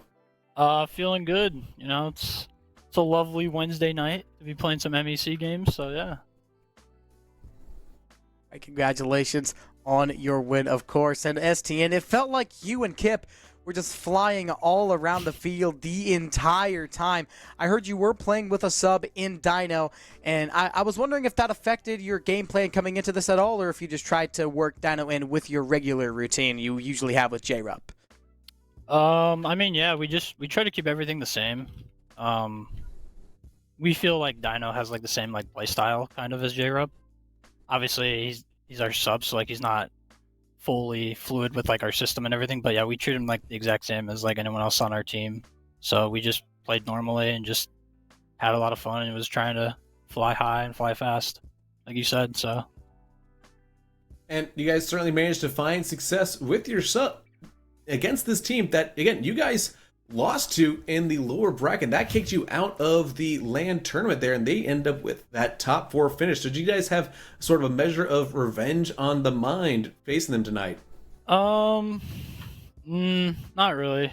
I mean, I'm not going to take anything away from their win at LAN, but like we were pretty exhausted from playing like the 14 series, and we just weren't feeling it really that day. And like J-Rup was actually sick as well at the LAN. So, I mean, I'm making excuses, I guess, but no, we didn't really see it as revenge. Like, we were pretty confident coming in that we were going to get the dub, so. Freshly rested as well, back at your home center can definitely help as well. And I just got one more question for you. STN, of course, you came off of the LAN, and I asked our last interviewee this as well, but coming off of that very long weekend, do you feel any, I guess, jet lag coming from that LAN at all just a couple days ago, or are you back at your full potential just a couple days later?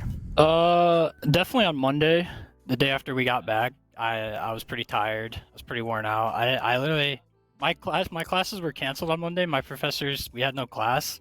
So I literally just did nothing all day. I sat in my apartment and just like slept all day. So definitely on Monday, but we had a scrim yesterday, practice. We were all good, so I'd say, yeah, we're back to normal.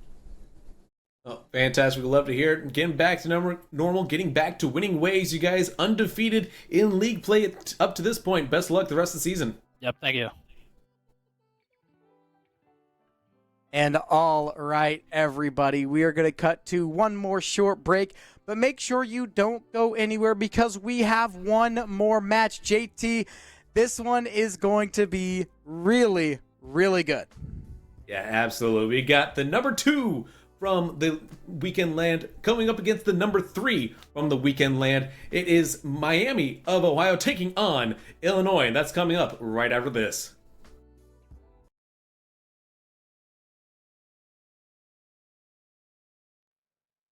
Howdy, everybody. We are here at the MEC Fall Championship, Westville, Indiana. It is Kendo Slice alongside Ferb, Smash representative for Miami University of Ohio. Now, Ferb, the question of the day throughout has been, what does esports mean to you? What does esports mean to me? It's a social outlet. It's a way to meet people that have the same interests as me. It's a way to represent my school. Yeah. It's a way to kind of like get to be myself. So I'm very thankful that I'm able to do things like this. Yeah. Great opportunity to do so. Opportunity also for learning, which I segue into my next question. Through the esports program, has there been anything that you have learned, indoctrinated over the last 3 months? Yeah, so I go to Miami University, but I'm actually, so I have to say that I'm a student before an athlete, and over these last 3 months, really being able to, find a key balance and, learning more about myself and, how to, live more balanced lifestyle, keeping the grades up and also, keeping, me being good at games. Trying to find a nice, healthy balance. I think that's been a lot that I've learned about myself. So being able to maintain that balance also helps the self-mental and keeping everything forward-facing. You're the best version of yourself when you are the best version of yourself. But in order to do that, you have to make sure that you keep yourself in the condition to do so. If there's nothing else, Tom Brady taught me that one. I just don't eat avocado ice cream. That's real. That's real talk. Anyway, let's get to actual real talk. Okay. LAN. LAN. We're in a live environment. Do you enjoy LAN as a process? Is it good, different for you, or maybe there's a little bit that goes into it? So LANs for me, it's kind of like a rare opportunity, something of this size. Yeah. But I think it's really cool to, so we've been playing mostly online with all the teams in the league. Finally be able to put faces to names. It's been such a really cool experience, and I really like the atmosphere as well. So, to me, this is just another big esports event. So, because we go to a lot of local stuff at Miami. So, but actually traveling out, it's actually such a cool experience. But I could talk about the actual gameplay differences of LAN to Wi-Fi, but LAN's always going to be better. Yeah. For those of you who don't know the actual differences, there's the thing called ping. Yep. You know how your Zoom calls are fuzzy? That's ping. Anyway, it's something else. Just imagine an input. Press a button. 5 seconds later. And then you wait. Ping. Yeah. Those of us who just spam buttons, we don't know what ping means. We're just spamming buttons. Anyway, what is your favorite esports moment from Fall 23? Fall 23, okay. I'm sure a lot of my fellow teammates talked about this, but it was... Welcome back, folks, to MEC Rocket League right here on twitch.tv/unified live JT displays alongside Tucker to bring you this last matchup of the night. It is Illinois College taking on the second place team from the LAN, Miami of Ohio. Seems like just a little bit ago, we were just starting this broadcast off, and we're already nearing its end. But, JT, you got to end off on a banger, and you can't spell banger without these two teams. Miami University of Ohio versus Illinois College, the second-place team and the third-place team from the MEC Spring class just this past weekend, duking it out online. I don't see a G or B in either of those college names, but regardless, looking at the standings here, you've got Miami. They are on a heater 2-0, but Illinois College, they do face some adversity, and they had some as well against Miami of Ohio on the LAN. Again, if you recall that losers final, they were lost to Miami of Ohio in a sweep as they eventually became that third place finisher on that land. So they're looking for a measure of revenge, and this Illinois team, they're a team that really runs high on emotions. So I wonder what the emotions are like heading into this one.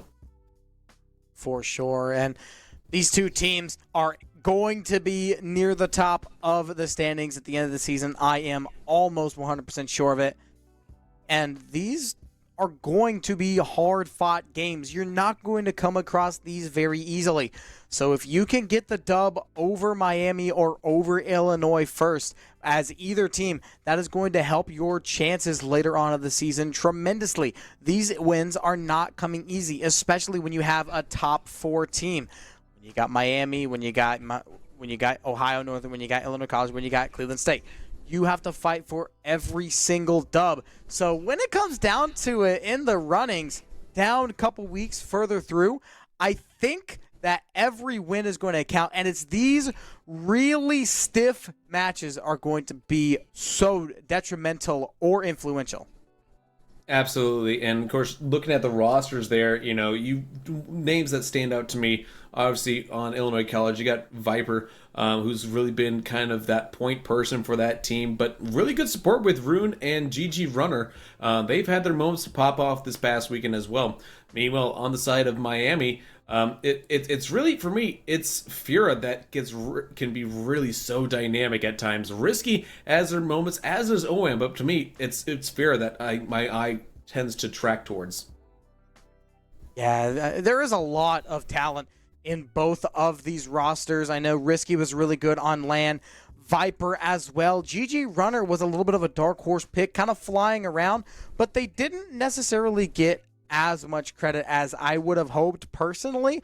I loved what I saw from GG Runner. They might not have been in the spotlight as much as Viper and Ruin were, but you can't count out your support players. And let's not forget, GG Runner was insanely clutch.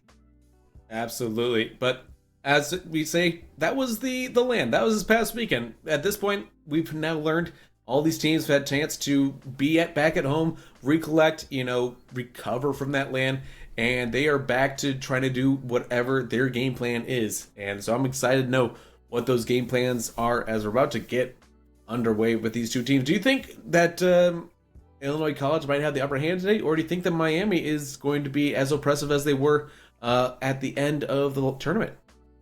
Well, that's such a hard question, JT. Why do you ask me these?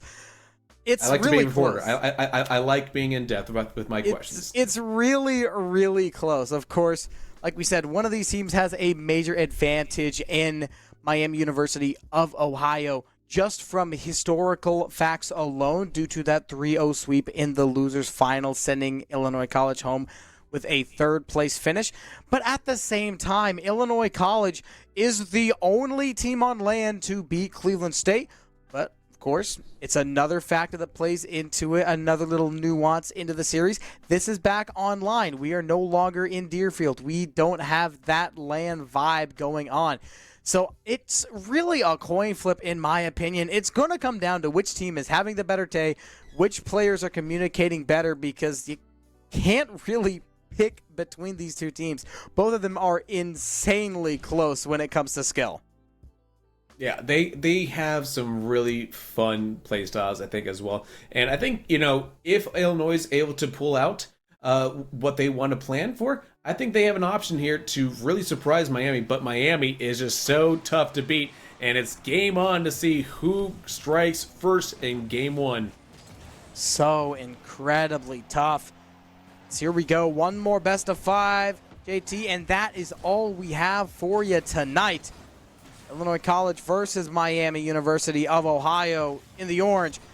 As early on, we see a couple of shots taken from each side, but nothing has stuck just yet. Yeah, and here comes Miami looking for that shot opportunity. Viper does make the save and tries to clear it out for their team.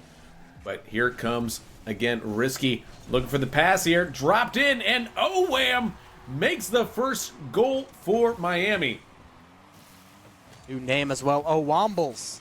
Owamble, yeah. Not just Owam, but Owambles. They had to add the BLS in it. Of course, BLES. And Miami scoring first. You could not bet against them at all. Illinois College, they are not far behind them. Yeah, certainly Owamble's trying to BLES bless up to leave the other team in shambles. Shambles. A minute in, Miami, Ohio, still on the offensive purge. One more shot for the finish. It's not the bar down, but it's rather the post and out. A heartbreaking way for this rally to continue. That should have been the goal for Miami right then and there. Risky has one delaying touch, a little bit of boost as well, waiting on it. Perfect setup, no one on the bump. Miami won't get this one, and down goes Illinois once more. Rune will score, ties us up. Yeah, nice little counterattack here. GG Runner sets it up, gets a nice little, oh, didn't get the bump. I thought they might have got the bump on Fira. And instead, it is all for Rune to just clean it up there, and it's a tie ball game. Once again, carte blanche, 3:40 left to play. Kickoff goes the way of Illinois.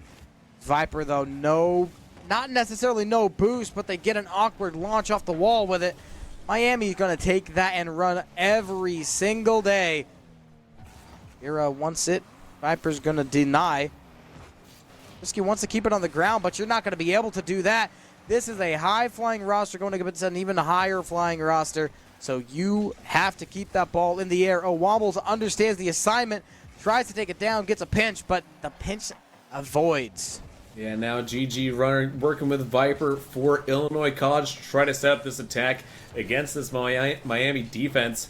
As they pop it up, Owam has an opportunity, gets it out to midfield here, but Viper, wise to it, gonna dribble it down, has one man to beat, can't do it though, and Risky's able to keep that from being a dangerous position, and then it is Owam who likes to wham into people, creates that demo, and breaks up that attack again. One more shot from Illinois, almost goes in. Miami able to survive this time.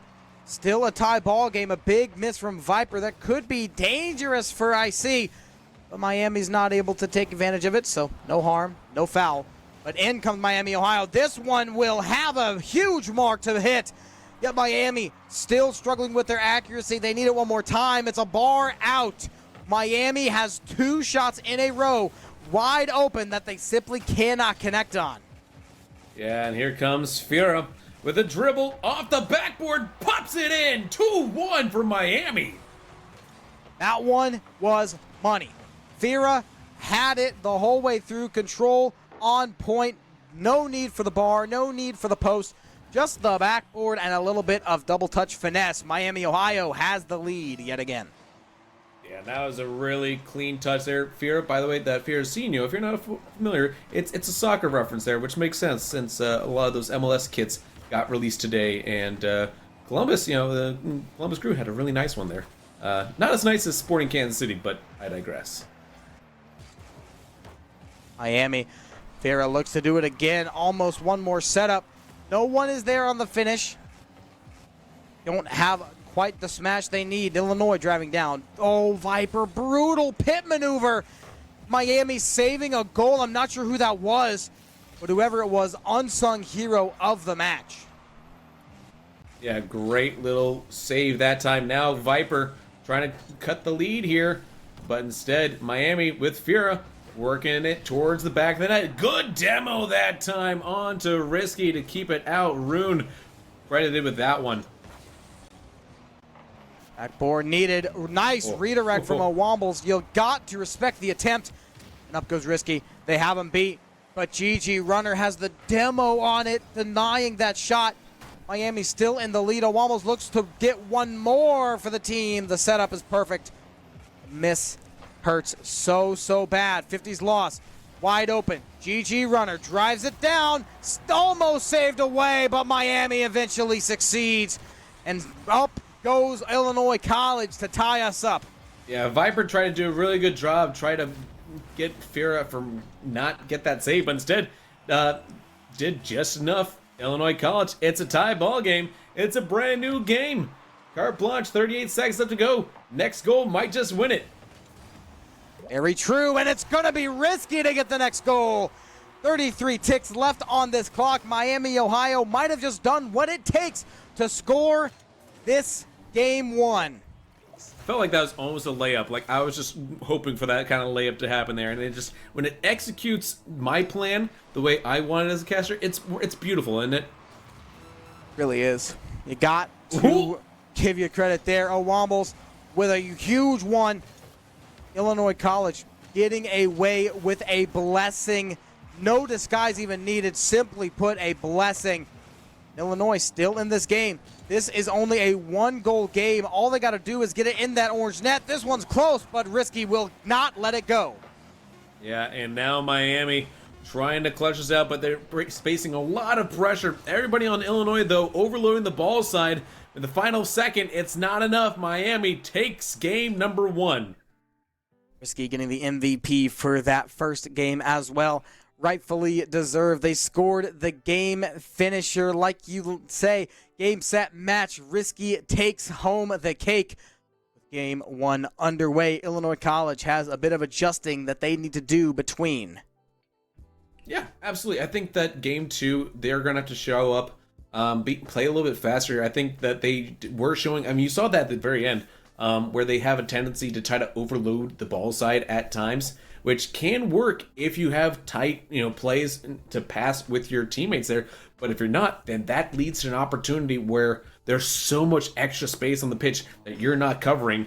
And card change for Fira as we get underway here, folks. So watch out for that. See if Miami tries to increase his lead as Illinois College. Again, they have some things they need to work out on the back end. What is Fira using this time around? I'm not sure. I'm sure the camera will get back to him. It doesn't take too long for Fira to get involved with the action. Finnick. As this time, Fira right into it. Is it a Finnick? Yep. Looks like it. Yeah, that's Finnick. All right, so crisis averted. We know what the car is. And now get back to the shots as well as the saves. In comes Miami, Ohio, right out the gate. They've already put up a couple of shots on net, but Illinois so far not letting any go through. Yeah, I do want to say that nobody as of yet has taken up me on my offer, as Fira does get the goal here for Miami to start things off. So feeling comfortable in the Fennec after the card change. Yeah, I think Fira was using an Octane in the first game. Either an Octane or a Dominus. I'm not 100% sure. Miami, Ohio. Miami, Ohio is going to start things off really good. And Fira putting the Finnick to good work. Miami almost has a second. They have the layup nearly. Risky will score off of a Wamble setup. Can't ask for much easier than that. Yeah, nice little give and go there. They gave it to Rune, who gave it up and just go into the back of the net type situation there. So Illinois College facing that 2-0 deficit here off the restart. We saw this in the last series, I believe, where those restarts were killer for one team and absolute dynamite for the other as Owambles puts it 3-0. 3 in a row, like we have said. Dangerous lead. 2-0, the most dangerous. 3-0, very obviously the second most dangerous. And Illinois College is now in shambles. Don't worry, JT. I'll get you your royalties. I don't know. I thought that 1-0 would be the second most dangerous lead. I think that we need to have some statistics. I think you lose a 1-0 lead more than a 3-0 lead. Nevertheless, though. Okay. All right. Yeah, I agree. That was an approving yeah. Okay, fair enough. But nevertheless, it is a 3-0 lead, and Illinois College has some work to make up right now. So they feel like maybe it needs some extra credit here. No matter what, they need a goal, and that's not going to help as Wambles has a brace, and it's 4-0. I think that's Wamble's second of the game so far as well. And a little bitty bump from Fira as well. Wasn't a huge one clearing out the goal, but it was enough to get Illinois College off their groove. If they don't get that bump, there's likely a save coming out, so good eye from Fira to catch it. Yeah, but now you're seeing some disarray here on the back line. You saw two people going for that save, and Firazinho with the clear direction to say, hey, you got some miscommunication? I'm going to punish you for it. Punch, punch, punch. Miami, Ohio is punching. Illinois College is not knowing what to do. They're not punching. They're trying to put their hands up, but it's not working.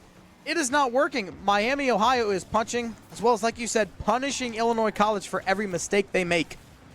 Listen, if you want to learn how to put your hands up, I can guarantee you there are several songs that will teach you. I mean, yeah, I can think of like 3 of them that say "Put your hands up." One right. by Miley, Imagine Dragons. There's a lot. Hey, it's a good lyric. It gets people moving. It really is. Illinois College, they need to get moving, though. You know, they need to find something to get back in this game here. There's over half the game still to play, so an opportunity. If they can score 5 in the first half of the game, you can score 5 in the other half of the game. You just got to start scoring them. That's the only thing for Illinois College, is that this defense from Miami has really stepped up this series. Risky wins a 50. 50 like it didn't even matter. Fira Senyo gets it yet again with their third of the game. Fira with the hat trick, and Risky, you can't get a better pass and play than that, JT. We can talk about the flip resets all day long, the musty flicks, the doomsy dishes, but what about your simple pass and plays? They're so effective, and they're so good. Yeah, what can we say except, hats off to Fira. Again, the hat trick to extend the lead here for their team. It feels a bit unsurmountable at this point of the game. However, again, you just need to score 1, and then that can cause that momentum shift. We talk about it. Momentum, it's one of those intangible things that's such a very real thing that can absolutely turn fortunes on their head. Gotta get back at the scoreboard at the moment. 6-0. Illinois College has yet to score. It is a big goose egg on the table, and that simply needs to change as soon as possible. If they want to stay in this game too and not have to summon the mighty Morb, then goal needs to happen now. How Miami, Ohio's looking, I don't think it's going to happen. And speaking of, it's going to be another goal for Miami, Ohio with a 7-goal lead. Yeah, this is a really clean hit there by Owambles. Able to tuck it into that bottom corner of the net as far away from your opponents as possible there. Really solid placement on that goal. What more can you say about it? Just, it's a team on form, and they're singing a song, and it is music to their ears. One more time, Miami, Ohio bounces it up, down, almost in yet again. This time looks a little bit better, but Viper's closer to it, able to make that save. Just 1 minute to go, Illinois College. Got to think at this point they have switched from the mindset of try to win this game to try to learn as much possible. Maybe get that momentum to go into game 3. Oh, man. Viper had the boost there, but just didn't have the angle on that shot attempt there. I thought there was something coming for sure. Instead, it goes back the other way and is up for GG Runner with a little mishandle of the ball that time. It's stalled out at midfield, and now it is back in control for Miami as they set up another attacking run here. Looks like they're trying to turn this into a Kessel run as they go at it faster than anybody. Pass it up. Miami has one more finish. Illinois just trying to keep their energy for the rest of this series. Try to win this out. And JT, it's very difficult to come back from losing a game in a shutout. Jay, how could you imagine coming off of a shutout when the scoreline 7-0? Ooh, could be 7-1. Maybe. It could, maybe. Hey, rule 0. Keep the ball up. Yeah, Fira has one more. Maybe the touch. Runner's going to bump it down. It's still somehow up the corner. Very misleading. Almost an 8-0 game, but Miami will have to settle with 7. You greedy sons of guns. They're going to have to settle for 7. 2 games in a row, right? 2 games in a row for Miami. This one comes a little bit easier. And Illinois College, we thought this was going to be an incredibly close game. After 2, we got a surprise.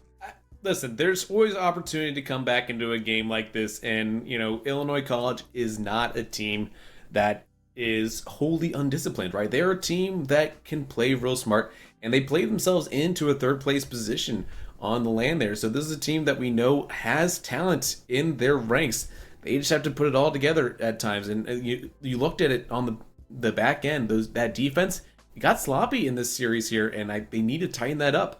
I want to see crisp, tight rotations, clear call-outs from them here. I want to see them, not double committing on almost every single, ball that comes in as a center there. They have to, if they can do that, And I think they have a chance to still be in this matchup because right now it is all one-way traffic, and that one-way traffic is headed to Miami of Ohio. Gonna get you involved one more time, chat. If you think Miami, Ohio takes this in 3 with a sweep, type in Broom. If you think Illinois College has the reverse sweep in mind, try to summon the Morb. That is MOORB. At the moment, only word we are spelling is goal. That one's GOAL.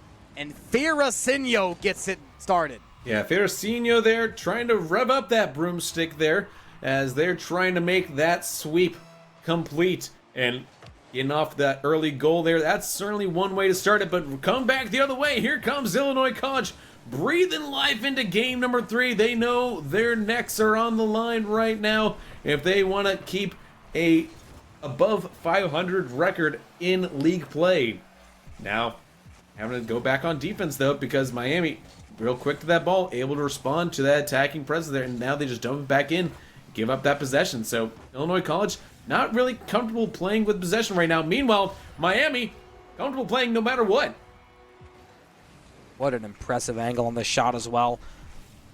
This is so difficult to do, especially when that ball is coming at you as fast as it was. It's one thing to do it when the ball is standing still. It's still pretty difficult, but it's an entirely another thing when there's a pass with a teammate behind it.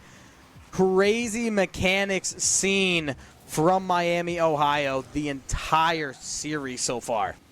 You know, maybe it's I'm getting a vision here. I'm feeling like maybe Miami did not appreciate standing on the second step of the podium at the end of the day this weekend. You know, maybe that's what's going on here. Maybe they felt like they were the best team at the LAN, and now they are just out for blood no matter who their opponent is. Use that as fire. Use that as the flame inside your mind. Use whatever you need to do. Make up an enemy if that helps you. Miami University of Ohio might just be doing that, JT. There is so many tactics that teams and players and competitors use to fire themselves up, no matter how weird or how unfamiliar it might be. GG Runner, seems like they might be using their tactic as well, because we have not seen Illinois score in quite a while, and there we see it. Yeah, and that was a nice glancing, deflecting blow into the back of the net there. The defender not able to make the save. So now Illinois College back in this one here. Cut the lead in half. There's an opportunity, 3 minutes, 4 seconds. Illinois College, hey, never say never, because here they come with another shot. Rune missed there only because of that great, brilliant save by Fira. The brilliant save from Fira strikes yet again, and I am also trademarking that. Halfway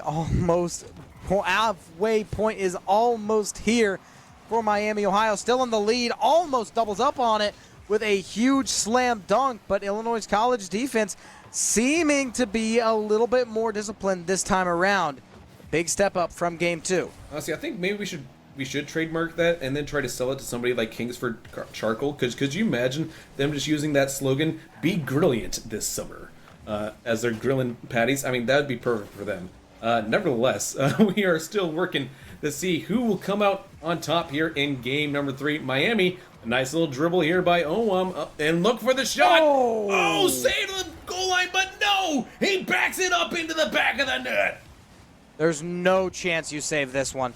This is insane. Hardly any boost, and the backflip to end it off. The style point is crazy. Insurance goal secured. 2 minutes to go. T-minus 120 seconds for Miami University of Ohio to advance even further along. One more shot for Fira, and they get a third. Said this earlier, they get the whole bundle on this insurance. Yeah, the full bundle on insurance there. It actually saves you money. But regardless here, the 4-1, it is a rout going on here for Miami. They are absolutely on top of their game tonight, this Wednesday night here, and they are trying to end off with some fireworks. Maybe they just have, like, one thing we haven't considered, maybe they have a really hard homework load right now, and so they just need to get these games over with as quickly as possible, and that's why they're trying to play lights out. Possible. We don't know too much about the homeworks and the classes, but that is, of course, a big possibility. Shot and saved away from Miami, Ohio. They've got one more time from Viper, but Fira watches it and clears it out, securing the ball for just a little bit longer. JT, we got to talk about that clock coming up yet again. It's starting to run thin, and Illinois College is not making up any ground. Yep, 60 seconds remaining here, and here comes Miami again, dropping it in. Risky looking for Owam, and Owam makes it 5-1. 5-1. 4-goal lead. I was about to say a 5-goal lead, but then I remembered numbers don't work like that. With 54 seconds left to play, you need a goal a little bit less than once every 15 seconds. So it's possible yet again, but you have to factor in the realistics. Yeah, I saw that nice little stutter step there from Risky, just letting the opponent get in front of him and just blow right past him there. Love it when they do that, but that demo broke it up here. Now Fira gets a shot attempt there, but a bit of a weak one there. Really, they're just stalling out time as GG Runner still has some fight left. Rune looking to combine with him here. He's got the goal, GG Runner, but they need a lot more, and there's so little time to do it with. GG Runner getting demoed that time as they try to clear it out of their own half of the field, folks. I think statistically at this point, there is not enough time for Illinois College to come back. Therefore, it is going to be game, set, match. In a sweep, Miami of Ohio continues to get this victory. Continues their streak of domination. MEC, watch out. They might not have won in Deerfield, but they are here striking fear in the eyes of everyone on the Sticks on server. As they advance, they stay undefeated. Absolutely, and that was a really fantastic job by them. You know, they knew they had to come in here. They had a job to do here, and they're able to take care of that, and that was fantastic. So that, again, they move up to 3-0 on the season here. Meanwhile, for Illinois College, they drop down to 1-2, which I think isn't, you know, like, that's middle of the pack right now for this league, and it's going to expand. Obviously, they're going to be playing again tomorrow night. Wink, wink, nudge, nudge. This channel, maybe stick around here, because, you know, there's a lot to, you know, look forward to, and that's just part of the league as it goes on. You know, there's a big scope to look at, right? Really is a huge scope to look at, as of course it's not just how well you can hit the ball, how well you can pass the ball, how well you can communicate with your teams. There's a whole scope of the gameplay, the call outs, when you're calling them out. There's a lot that goes into playing a game of Rocket League, and especially playing a Rocket League game well. Same goes for esports events and running esports event well. We would know quite a bit about it. There's a lot that goes into running an esports event like the MEC Clash, like we saw last week, or the MEC Championship that's coming up later on in the year. One of the most important aspects is setting the scope of your event, like setting goals, as well as balancing profit with expectations. And if you want to learn more about the scope of an esports event, you can type in !top 5 in the chat and check out our article, What It Takes, Top 5 Things Powering Esports Events. Make sure to check that out. It is 100% a good read. And we got one more interview for tonight before we send us off the air. So make sure you stick around for the interview, and that'll be it. We'll be right back.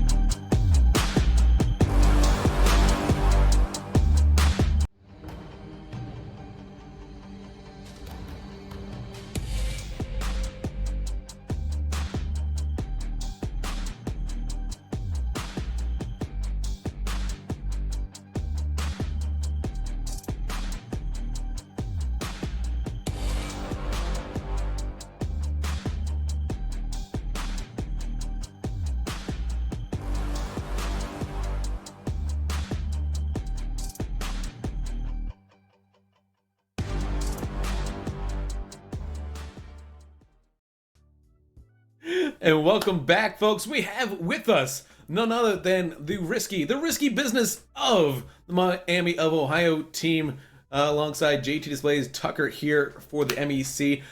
Risky, congratulations on the win. How y'all feeling? We're feeling pretty good. I mean, after the,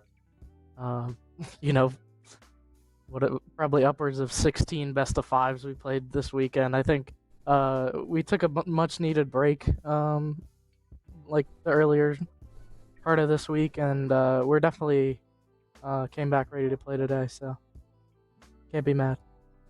Risky, we could absolutely tell. Of course, this past weekend was a brutal one, as you actually had a face-off against Illinois College a couple of times, including in the lower bracket finals, and it ended in a very similar way.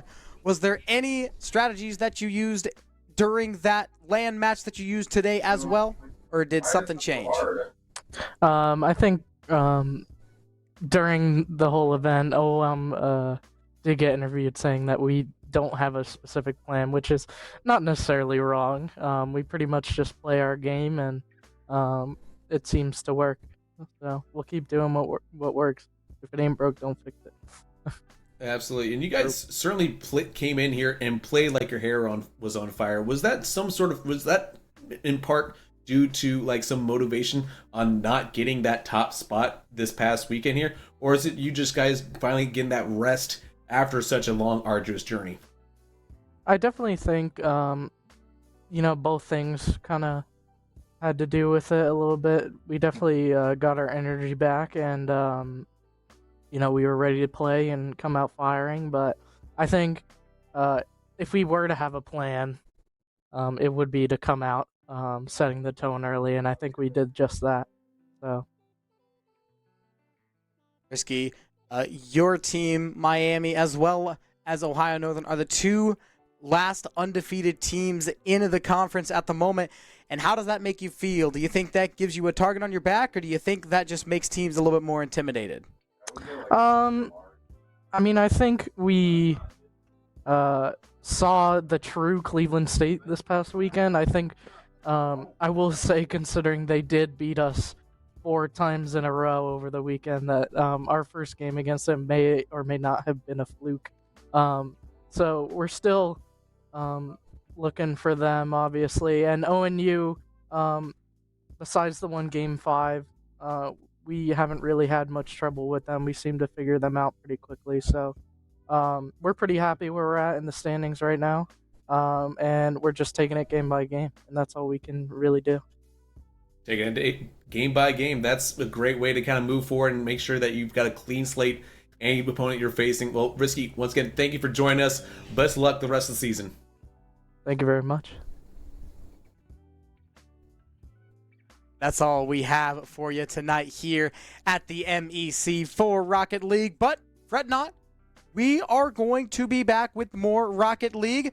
JT, tell them where they can find that and when they can find it. Absolutely. We will have the night off tomorrow, but that doesn't mean that you should, all right? We expect you guys to be back right in here on this channel tomorrow night. Same place, same channel, except a couple brand new faces there. We'll have Kendo and Cabinet Soka back in the caster booth there for you. Unless anything happens to either one of them. That's not a guarantee. That's just a stinger, a promise. And if I'm wrong, then call me a liar next chat, all right? But be here next chat either ways, because we'll be back again on Wednesdays. But until then, for Tucker and for our producer, Hypertension, I've been JT Displays. Thank you guys so much for joining us tonight, and we will see y'all next time. Until then.